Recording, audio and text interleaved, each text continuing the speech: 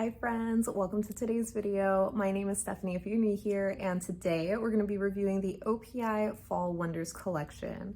So I know this came out a couple of months ago, so I kind of am late to sharing this collection, but it's still 80 degrees out, so I'm slowly easing my way into the fall polishes.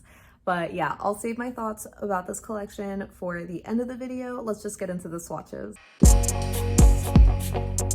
So the first shade is Red-Veal Your Truth, which is described as a warm red cream.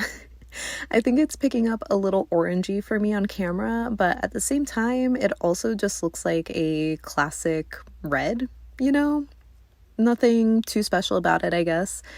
But I do think the color is stunning, and OPI has pretty much nailed their creams, especially their reds and pinks. But yeah, I was definitely bold to start with this one because I immediately flooded my cuticle, which was obviously intentional to see how badly it stained. It kind of did. It wasn't too bad. I just don't recommend doing that. The next shade is Rust and Relaxation, which is simply described as a warm rust cream. And here it is next to Red-Veal Your Truth to show you how different they are and that it's actually an orange. So I don't think this one has a great description because it does look like a bright, almost burnt orange shade, and it isn't deep or muted enough for me to call it rust, but it is a stunning shade. I do, for whatever reason, have a few of the polishes in the Infinite Shine formula. So I'm not really sure how different they are compared to the regular polishes, but this one had a pretty good formula where I got decent even coverage on the first coat. I ended up doing 2 for full opacity, but I feel like it might be a little sheer in some spots, so you might need 3 if your nails are longer. So this next shade is called Ochre The Moon, and it's described as a warm cream yellow. So immediately I have to say that this is my least favorite. I just do not like shades like this. It has a great formula, but for me, that's really all it has going for it. I mean, maybe the name is kind of cute, but yeah, I just not really a fan. I do want to say though, I think this is somewhat of a chameleon color because it's kind of picking up a little bit more green on me compared to how I see it in the bottle where it does look more ochre. And one of the website swatch photos looks a little green leaning too, so you'll have to let me know if you're a fan of the shade. The next polish is Mica Be Dreaming in the Infinite Shine formula. This one is described as a shimmery metallic gold, and it's looking a little dark in the bottle shot, but it's a pretty nice, almost champagne leaning kind of gold. It had good formula. Maybe it was a little bit sheer on the first coat, but it was easily buildable in 2 coats and very easy to work with. I think this would look really beautiful as a glitter gradient over a sheer base, or even as a minimal accent color paired with another darker color, maybe like burgundy. I really like pairing gold and burgundy in the fall, but yeah, other than that, I'm not really sure I would wear this as a full manicure, but I ended up liking the color more than I thought that I would. Next up, we have Midnight Mantra, the dark navy cream from the collection. I love a good navy for fall, and this one is absolutely beautiful. It had really great coverage, and it's nearly opaque in the first coat. You might be able to get away with it if your nails are shorter, honestly, but yeah, I ended up doing 2 coats. This one might look like one of those almost black kind of shades, but I think you'll be able to tell it's navy in most lighting, especially in sunlight. It'll kind of show up as a brighter navy blue nail, if that makes sense, but it definitely does look darker here in this lighting. I definitely would love to know what you think of shades that are so dark they're almost black, because I kind of prefer seeing the color. Next we have Suzi Takes a Sound Bath, which is described as an earth tone blue. I've never really heard of a blue described that way, but anyway, for whatever reason, the website didn't mention that there's a shimmer in here, considering how apparent it is. It did have a really great formula where it gave me great coverage on the first coat, but as you can see, it kind of was a little bit brushstrokey and they don't really diffuse all the way after drying down. So I didn't really love that. And I also think it looks a lot brighter than how it looks on the website. The website photos kind of make it look like a very dusty denim blue. It could just be my lighting that's making it look brighter here and really picking up on the shimmer, but I do think it's a pretty color. The next polish is Medi-take It All in, described as a balancing purple cream. So I'm not sure if they meant balancing in the way that this is a mid-tone purple, but this one had insane coverage. This was the only polish that was fully opaque for me in one coat, at least in the Infinite Shine formula. I think it's really gorgeous too. A little bit bright for fall, but very gorgeous. Up next we have Clay Dreaming, which is described as a neutral brown-purple cream. This one is probably my favorite shade from the collection. It's such a gorgeous and flattering brownish mauve shade with incredibly smooth coverage. It was nearly opaque on the first coat, but I ended up doing two just to be safe. I think this one has been a crowd favorite from what I've seen on social media at least, and I couldn't agree more.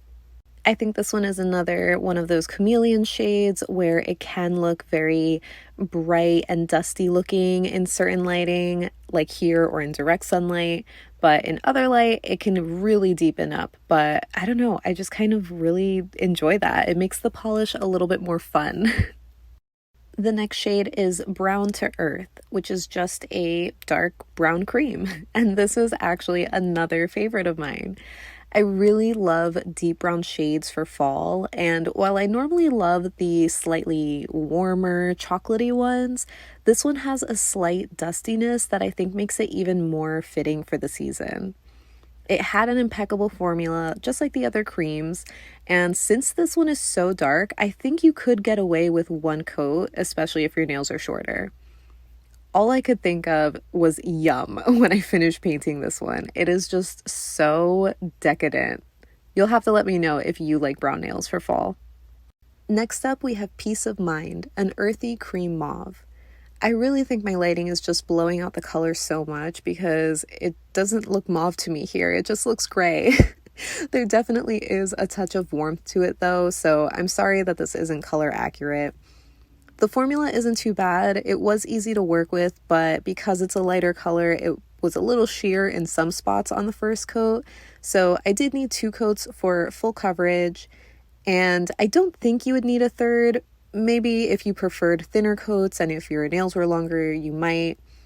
But yeah, nothing else to complain about except for this giant mess that I made. But this one ended up being pretty nice. Next we have Clean Slate, which is described as a dark metallic gray. So this basically had the same finish as that one blue, but I found the brushstrokes were a lot more noticeable in this one. So you'll have to be careful with your application and make sure you do very straight brushstrokes, or you can do the sponged layer at the end to sort of diffuse them if you don't want brushstrokes at all. This one had an almost Crelly-like formula where it was like a little bit sheer on the first coat, but I ended up getting full coverage on two coats. And yeah, I'm not very crazy about this color. I feel like I would like it more if it was just a gray cream. It might be the brushstrokes that are throwing me off, but the slight blue shimmer is pretty. And the last shade in the collection is Cave the Way, which is just described as a black pearl polish, but it basically had the same finish to the last polish, but with less brushstrokes. I think pearl is definitely a better way to describe these shimmery shades as opposed to metallic. I feel like when I think of metallic, they're a lot more reflective, maybe. But yeah, this one was my favorite, at least from the shimmery polishes, and probably one of my top 5 picks. It's just so dark and cool and moody, and it's a great alternative, I think, if you aren't into pure black nail polish. I know for some people it can be a little intimidating to just wear black nails, so if that's you, you'll have to let me know what you think of this shade. Okay, so for comparisons, we're starting with Red-Veal Your Truth, and I'm showing it next to Big Apple Red, also from OPI. I'm assuming the Infinite Shine version is the same color as the regular one, but I'm also going to be showing it next to Number One Baby from Orosa. which at first I thought might be more of a true red. It's kind of like a bright cherry red, but it's just for reference. Obviously, the two OPI shades are much more similar, and not surprisingly, they are near dupes. But in certain lighting, you can see that the new OPI, Red-Veal Your Truth, is a touch darker or dustier. I'm sure there is a dupe for this OPI red because they have released so many in the past before. But yeah, this is the closest one that I have, so here's a better shot where you can see the difference. For Rust and Relaxation, I'm comparing it to Clementine from Orosa, which is my go-to bright burnt orange shade, but you can see it leans way more orange. So I'm also going to be showing this next to Number One Baby from Orosa, since it leans a little bit more red. The OPI does. On the nail though, I think you could see the OPI has a touch more orange.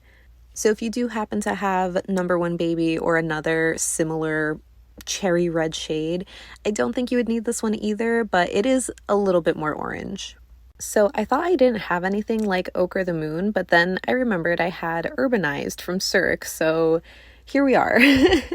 Cirque leans slightly more mustard, so I do like that one more, but I still haven't really reached for it. I've only used it in nail art before, so this is another one that's very close on my why do I have this in my collection list.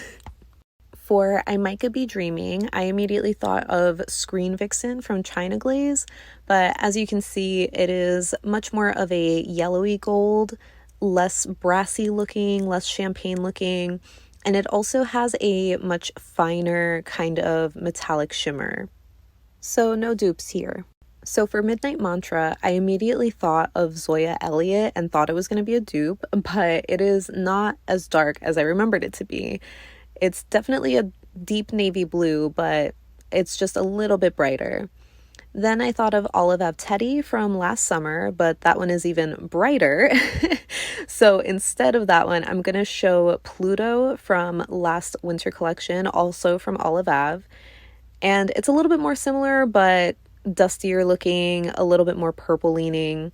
It's hard to tell in indirect lighting how different they are, but I do think in the sun, the OPI will be more noticeably blue, or at least a touch brighter, if that makes sense.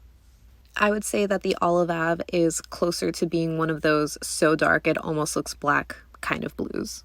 Next, for Medi-take It All in, I really thought I would have a dupe for it, but the closest shade was China Glaze Left My Heart in Havana, which, as you can see, is way lighter and definitely not a dupe. But yeah, it's crazy how darker the OPI looks here. Next, for Clay Dreaming, I really thought Olive Ave Pebble might be a dupe, and it is crazy to me how similar they look in the bottle, but how different they look on the nail. You're not going to believe this. What? Isn't that crazy? So, no dupes. And lastly, I'm comparing Peace of Mind to Olive Ave Storm, which is the only other warm gray that I have, but funny enough, it looks really neutral here. So hopefully you can see just how warm or mauve the OPI can look when it's compared to another gray. I really do like both though. So that wraps up my swatch and review for the OPI Fall Wonders collection. As always, I would love to know what your thoughts are on this collection because I personally am not really a fan. I can't exactly put my finger on why, but just as a collection, I'm not really feeling it. I knew I wasn't excited for it when I first got it a couple months ago because it was the middle of summer and I was really excited about wearing, the bright colors and everything. But even after having them for a couple of months and slowly getting, more into the fall polishes, I still just am not really feeling it as a full collection. Of course, I have my favorites and there are some standout polishes. The creams in general are just amazing, formula-wise, color-wise, they're beautiful, but I don't know what it is. I'm just not really feeling this as a fall collection. If anything, I like the bottom row. Those are probably my favorites. Maybe except for Clean Slate, that gray metallic. I didn't really like that one. But yeah, you'll have to let me know what you think, because when I shared this on social media, I feel like so many people liked it. So I really feel like I'm in the minority for saying I'm just not a fan. But let me know any and all thoughts that you have down below so we can chat about it. But thank you so much for hanging out with me today. I hope you have a great rest of your day, and I will see you in the next one. Bye.